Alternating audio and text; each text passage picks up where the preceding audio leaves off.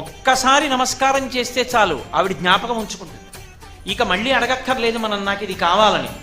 ఆవిడే దాన్ని గుర్తు పెట్టుకుని మళ్ళీ మళ్ళీ ఇచ్చే లక్షణం ఉన్నటువంటి అమ్మవారు కనుక ఆవిడికి మరిడమ్మ తల్లి అని పేరు.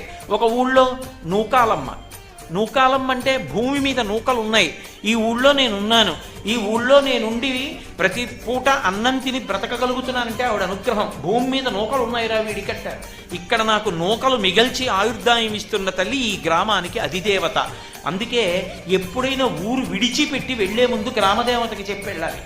మనసులో నమస్కారం చేసుకుని పొలిమేర దాటుతున్నప్పుడు, అమ్మా ఏదో ప్రవచనం చేయడానికి ఫలానా ఊరు ఎడుతున్నాను, తల్లి క్షేమంగా తీసుకురా అని చెప్పాలి. మళ్ళీ పొలిమేరకు వచ్చినప్పుడు చెప్పులిప్పి ఓ నమస్కారం చేయాలి. అమ్మా నీ అనుగ్రహంతో మళ్ళీ ఊరు వచ్చాను, నాకు నూకలు మిగల్చావు తల్లి, నీకు నమస్కారం. ఏడాదికోసారి అన్ని కుటుంబాలు కలిపి అమ్మవారికి నైవేద్యాలు పెట్టామని చెప్పి అమ్మవారికి నైవేద్యాలు పెడతారు.